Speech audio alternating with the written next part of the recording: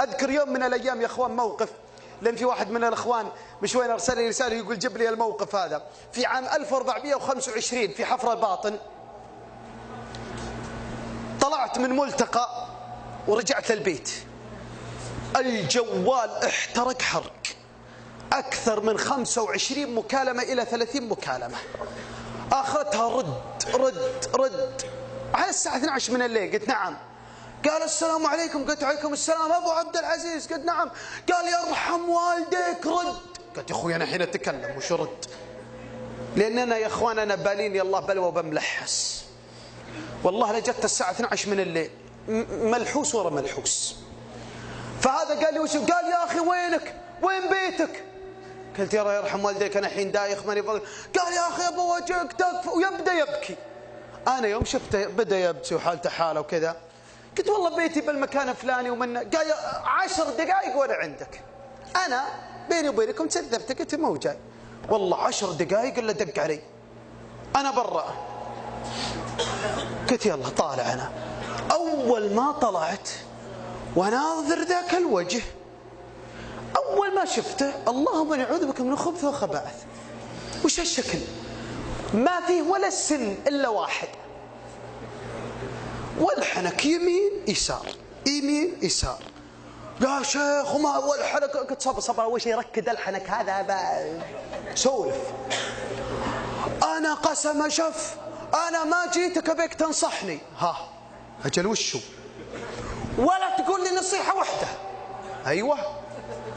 ولا تحدث علي. طيب وش أبيبك؟ والله العظيم وش أبيبك؟ ويسوي كذا. أنا ما أدري وش عندي حفر. قلت والله ما تحاسب. قال أنا أضحك معك، أنا ما جيت أضحك، أنا معصب. ويطلع وشه ويطلع رسالة، أنا ما أدري وش الرسالة هذه. قال الرسالة هذه فيها اسمي واسم أبوي ورقم بيتنا ووصف بيتنا. قلت طيب المطلوب؟ قال أنا بنتحر، ولا أبي واحد ثقة يوصل الرسالة هذه لأبوي. قلت طيب تبي تنتحر؟ قال لا تنصح. أنا بنتحر لا تنصح، والله لا تنصح. قلت خلاص ماني ناصح. الرسالة هذه فيها رقم أبوك والبيت والبيانات كاملة؟ قال أبد. بيض الله وجهك ابشروه بعزك، بكرة إن شاء الله هي عند أبوك. ترى بعضهم إذا جاك حار خليك بارد. قلت كذا السلام ورحمة الله، خدمة شيء؟ خلاص أبد. بكرة إن شاء الله تبي تصل أبوك ولا أمور بس بيانات أبوك موجودة؟ أنت متى إن شاء الله إنك تهف عن الدنيا؟ يعني عطني وقت بس عشان صعب أروح لأبوك وأنت حي، يعني ثم أصدمه. يعني متى إن شاء الله النية إن شاء الله وأنت مضيجن علينا على حاول بدري. كل ما تبرد بدري كل ما تبكر زين. ترى قال 6 الصبح أو الساعة 12 6 الصبح تشوف جوالي مقفل ترى يوليت. قلت المهم أبشر بعزك إن شاء الله أنا بنام وبقوم الساعة 8 أدق عليك الجوال مقفل. أنا متعود عليهم عموما الأشكال هذه هي. قال خلاص. قلت يلا سلام وسلام مع السلامة. أول ما رجعت يمسك يدي. قلت طيب نصيحة شيء كذا. أنا دريت الحين طحت بملحس. أنا ما أقول لكم أنا منك بملحس. طيب نصيحة شيء كذا امشي. قلت أنت تقول ما بي نصيحة؟ يعني شيء حقت مطاوعة. قلت والله شوف أنا أنصحك أنك إذا بغيت تنتحر لا تنتحر في شيء يتقلب 3 ساعات 5 ساعات. في فندق عندنا فندق بودل ذاك الوقت هو طالع، أبيك من السطح على الراس. قال بالله أنت مطوع؟ يعني يحاول ينقد. والله ما أدري. مطوع ينصح بانتحار وتدري ان الانتحار حرام. الله أكبر بعد ينصح. قلت أقول أنت متفرغ وأنا والله دايخ وبروح أنام. طيب نصيحة شيء منا. أنا بيني وبينك مطير النوم طار. قلت أقول اركب في دجسن عند أبوي، الله أعلم أنها شاريها من الدولة العثمانية، أبشركم أنها ما تعدت فوق 100. العنكبوت مشبك على من 100 وفوق، ما عاد تعرفون نظام الشيبان مرة. الخامس هذا ما يدري عنه، رابع وجاي.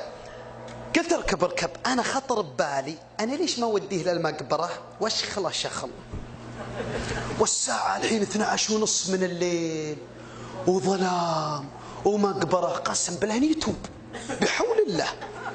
ركب معي بالسيارة، وهذا أكبر خطأ سويته في حياتي. وانتبه يا أبو حمدان لا تسويها، أبو حمدان جزاه الله خير لا رفع يمكن يوديه للبحرين. فالعجيب اللي ركبته معي بالدجسن ويسولف معي. المقبرة عنا يمكن قرابة 8 كيلو 9 كيلو. أنا وركب معي تدري يقول لي كذا، تدري إني أنا راكب معك متوفي؟ ترى اللي جنبك هذا متوفي. قلت الله يرحمك. قال جزاك الله خير. وانا يا مليت من الحياه، انا جربت كل شيء. قلت خلاص خلاص انا بوديك المكان وبعدها تفهم. اشوفه مدخل يده بمخباته بيطلع شيء. ترى الطريق مظلم شوي، الطريق مظلم مهجور اللي بين المقبره وبين بيتنا. يمكن الشيخ مصر يدري طريق القصوم على وراء على شركه الكهرب. ايه طيب خلاص ابشر، ما شاء الله انتم حاطين لكم ناس ما شاء الله يعطون الوقت زي مدرج المطار. هذه اعطوني الوقت من ربع ساعه. ايوه بيض الله وجهك جزاك خير. انت زي نظام اللي في ملتقى يسوي لي كذا. قلت وين ان شاء الله الاقلاع؟ نظام مطار. فجزاك الله خير. خلاص ابد هالقصه ان شاء الله ونختم. العجيب ان هذا دخل يده ما ادري وش عنده هنا. يا حليلها ليته والله طلع سكين ويطلع لك مسدس ربع. انا يوم شفت مسدس الربع سويت كذا. استاهل. وش مطلعك مع ملحوس؟ قال كذا ويحط مسدس انا بموت ابنتحر وبك تصير شاهد على انتحاري. الله يقلع وجهك. هي ولا بالله مات من القاتل؟ ما يبينها لا أدلة جنائية لا بصمات. يعني بالله يعني تخيل والله هو مات جنبي ما ترقع عند الشرطة. عموما والله أصعب موقف مر علي في حياتي. أنا بموت وأنا خبل هذا تحمس. والله البلشة. هاي أصبر شوية بوديك مكان وبعد بقلعة واترين أنت وياه. قال أنا ويسوي لي كذا مع مسدس. أنا جنبه. قال أنا أضحك معك أنا. لا والله ما تضحك قسم بالله. أنت أصلا أحسن واحد مر علي في حياتي. حاطنا مسدس بوجهي. الله يقطع وجهي. أنا أضحك لا أضحك معك أنا. أنت ما تضحك يا إخوان. أنا بلشت والله. يقول يا رب عساها تقلب السيارة عسى أفتك منه. قلت حط مسدس على الكشم فوق مكان واصل له. وأنا دعس لك الدجس 2 ثالث 2 ثالث. المكين طلعت مع الشكمان. أبي المقبرة بي وسيلة. ربك وطب على المقبرة ما نسيتها. الساعة 12:40 دقيقة. طق اللي على باب المقبرة. قال هذا وش؟ قلت والله يمكن بوفية. بوفية. وش تشوف أنت؟ قال نطوع تكفى يرحم والديك مالنا بقى تخرشنا بينتحر. انا اوريك والله يا انا يا انت الليله يا تلتزم يا انتكس يا واحد منا. ما في واحد منا الليله. دخلت بالقوه انا وياه بالقوه. دخلنا المقبره. الله يبيض وجهه ذا كلبس. الله يبيض وجهه. والله اني دعيت له ذا كلبس يا اخوان. الله يرزقه النسل الطيب. وان شاء الله النسل الطيب ذا كلبس. أول ما دخلت المقبرة ونصفق النور عالي عيون البس وش تسوي؟ هو يوم شافه قال وش هذا؟ قلت يمكن ميت طلع. قال هجينا. قلت ما في هجة اقعد. والله يا اليوم يا أنا يا أنت الموعد أوريك يا قلت أكفى خلاص. قلت ما في خلاص. تنتحر أوريك. لا ومسدس بعد. طفيت السيارة أنا وياه. قلت انزل عاد أحسن ما في المقابر عندنا جاهزة فاتحة وكل قبر حاطين عندها اللبن جاهز، يعني لا تبلش بميتك نجزه. قلت انزل، قال انزل انت يا ابن حلال انزل. لا انزل انت. قلت انا لا مسدس خلاص اشوى، اما انت مسدس عن جنب. سكرت السياره، سحبت المفتاح، قلت انا بنزل. طيب خلاص انزل معك. نزل انا وياه، اول مره في حياتي ذاك الوقت انزل بالقبر. انزل تكفى والله خلاص انزل، والله انت انزل، والله انت انزل يوم قفلت والله انت انزل، والله انت انزل، والله انت انزل، والله انا وياه، والله انت. خلاص خربت والله. اذا ما نزل قسم بالله العظيم لا نزله معي عجره، ما استخدمتها من قبل الالتزام. انت انزل غصب عنك، انزل انزل. وعرف العلم الصحيح. خلاص انزل انزل انزل انزل. من دبلت انسبتي خلاص، ما هي معقوله انا وياها دب. انسدح. امتد عسكريه، امتد بالقبر وينزل. تكفى اخاف اموت. لا ما عليك، اخاف اموت. قلت انت تقول بنتحر، انا خابرك تقول بنتحر. قال لا يمكن في عقرب شيء. انزل في عقرب بعد. يا اخوان بالقوه نزلتها، اول نصيحه في حياتي اسويها. ونزله وسكر عليها اللبن. 1 2 3 ما بقى الا اخر لبن. اظلم القبر. تكفى خلاص والله. اسكت. وسكر عليها اللبن. والله يا اخوان بيني وبينها اللبن اظلم القبر. الساعه 1 إلا 10. قلت انا اوريك فيه وجلده الان عن الموت والقبر، الكلام اللي براسي. واسمعه يبكي داخل. خلاص والله اني تايب والله خلاص، لانه ظلمه القبر. واللي جرب يمكن هذا الشيء عجيب. قلت تقعد ربع ساعه شوف ظلمه القبر وحاسب نفسك. انا بيني وبينكم رحت اتمشى بين القبور. قلت خلى ربع ساعه واتمشى بين القبور.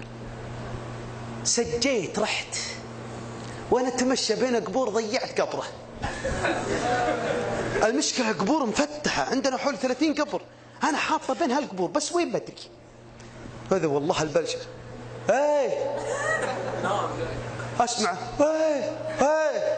ولد انا وياه كلنا ملحس 2. والله لو لقينا واحد مستشفى مجري 2. جيت بعد ربع ساعة. لا والله مخطط حول ثلث ساعة. فتحت اللبن، أول لبنة يسمى هذه، فتحتها. إلا هو شلون قاعد جاء من رجليهم مسوين كذا. قلت وش عندك؟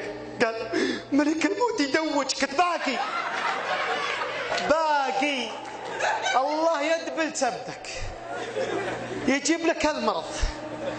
باقي وسكر عليه. اخرتها ما بقى الا اقفل برجلي كذا ما يطلع مرة واحدة.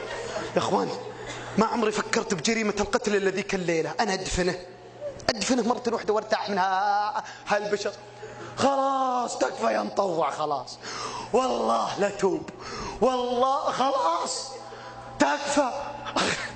اخرتها درن ما بيطب. خلاص تكفى خلاص. خربت معه. فتحت اللبن وانا طلع. اول ما طلع قال والله اني تايب، والله اني، ويسجد سجود تايب.